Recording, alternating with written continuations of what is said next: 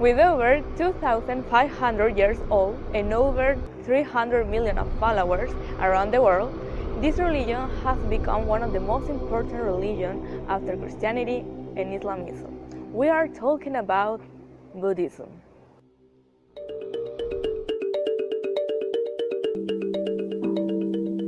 The origin of Buddhism starts with Siddhartha Gautama, who was born in 566 and he died in 486 before Christ. He was born as a prince in the royal family in the village of Lumbini. In the present day, it is called Nepal. He was privileged because at being in that reality, he was a part of the rest of the world. In other words, he did not know anything about the sufferings of life, sickness, death, and old age. One day he saw for the first time these sufferings because he was outside the royal enclosure. He saw an old man, a sick man, and a corpse at the same time. He understood that these conditions were inevitable because these are part of the human being and no one can avoid that. This was the situation that encouraged him to start this journey to the purification and then the illumination. After this, Siddhartha realized that he should leave behind his perfect and protected reality to live as a holy man. He started to travel, and this travel were still showing him this cruel reality and this world suffering.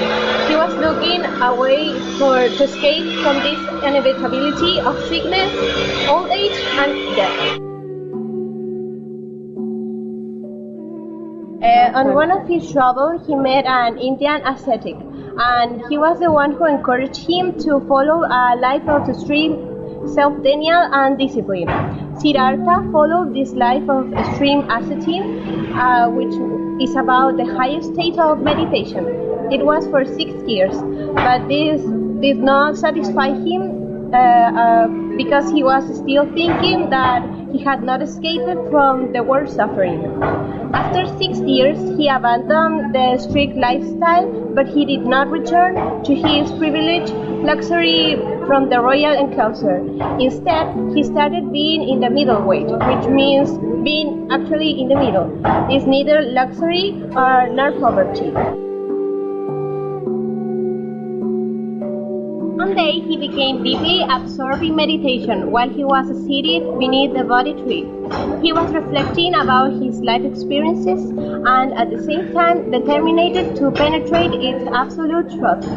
Finally, he became Buddha because he had achieved enlightenment. The Mahabodhi temple, where Buddha was enlightened, is now a holy site for Buddhists.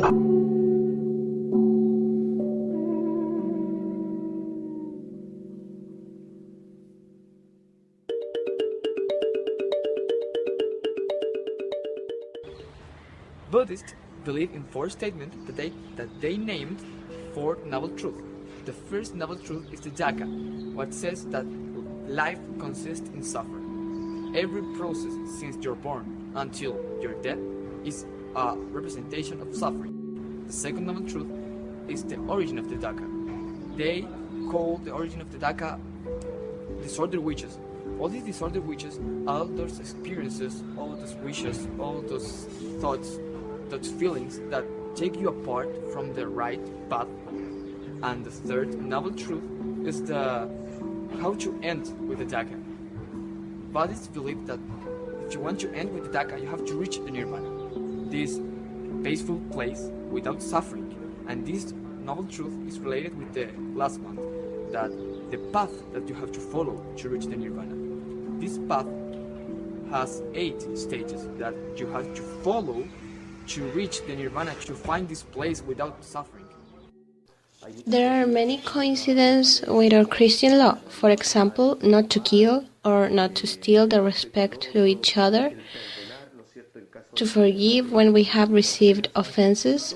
All this is written in the Buddhist text, isn't it? In my point of view, there is a point of coincidence in all the ethical dimensions.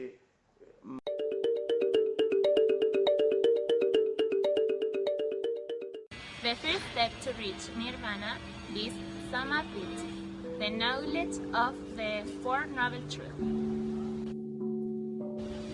second step is the Sama Sankapa, that you have to have good intentions with everything alive that is around you.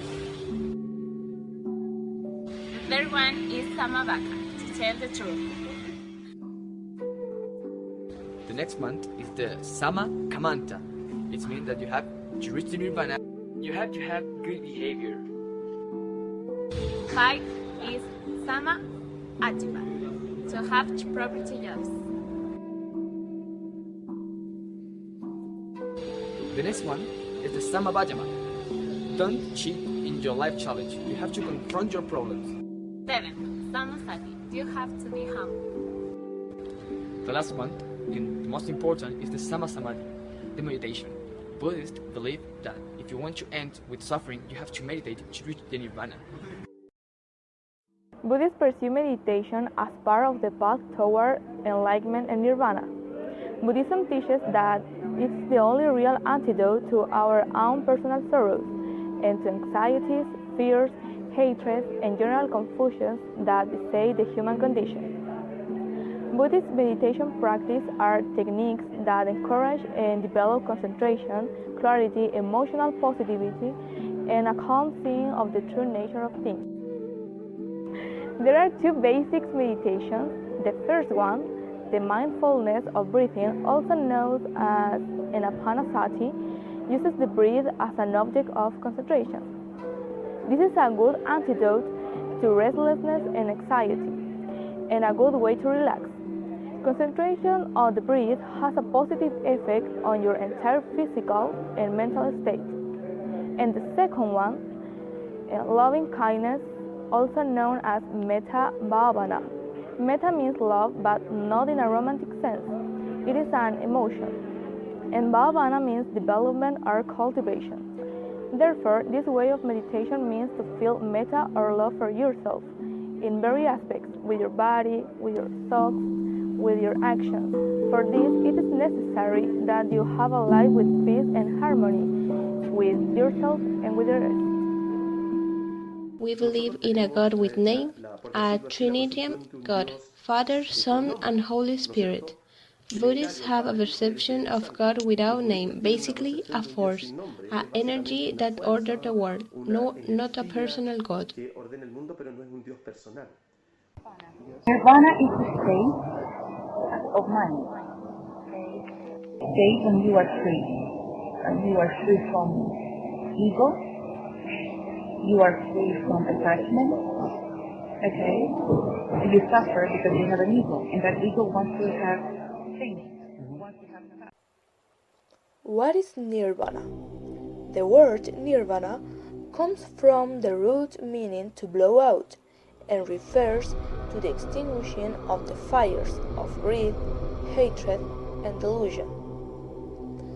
When these emotional and psychological defilements are destroyed by wisdom, the mind becomes free, radiant, and joyful, and at death, one is no longer subject to rebirth. Nirvana is not a heaven, and it is not a place. Nirvana is the ultimate happiness.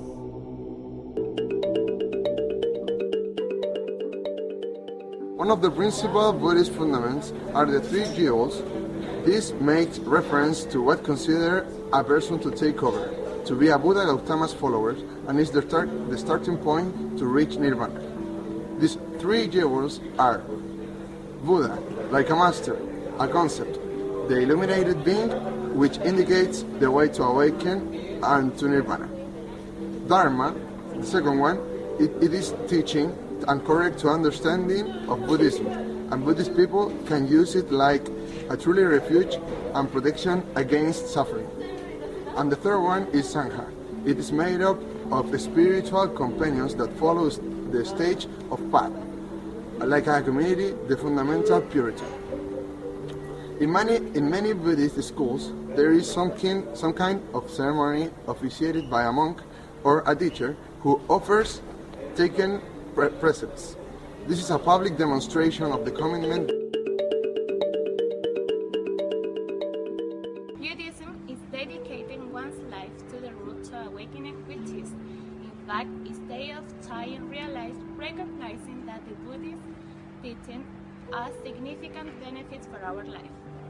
The first important to anyone wanting to become in Buddhist is participate in the ceremony of the three youths in front of the audience and the family, where you recognize that the Buddha, Dharma, and Sangha as the heart of the Buddhism. If you try to learn Buddhism without taking refuge of the three youths, you only will be considered as participant.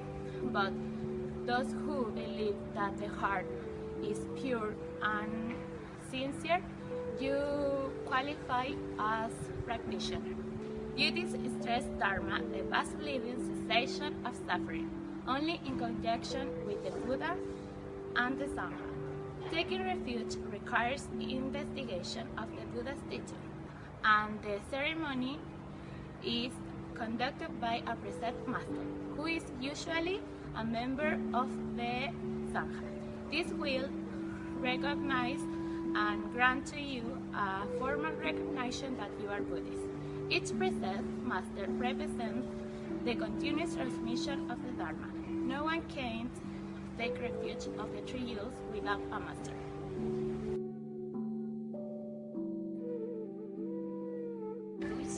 We wanted to know more about the ones who profess and put in practice this philosophy of life. So we interviewed people that practice Buddhism. We are with Mauri. We want to know how has been your experience since you start this life. Well, I met Buddhism in the high school, but had not had a close experience with a Lama until in Brazil met Lama Sharab Drolma monastery in Shagdud. Then, born in me an interest in adopting the doctrines of Buddhism, about what is, what to do, and the kind of things you didn't know. Why did you decide to be part of Buddhism? Because as a heavy human, there was a moment in my life I decided to be part of a religion, and the religion that does not have strict norms to follow is Buddhism. It seems to me like being the best selection into all the religions that exist. In your opinion, which is the influence that this religion has in Chile?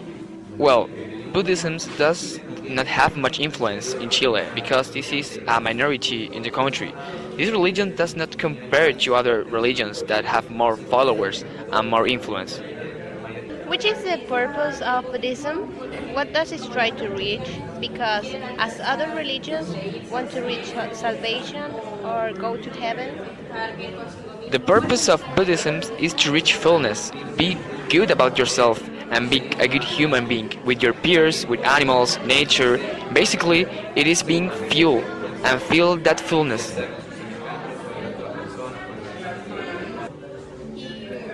Do you have norms in this religion?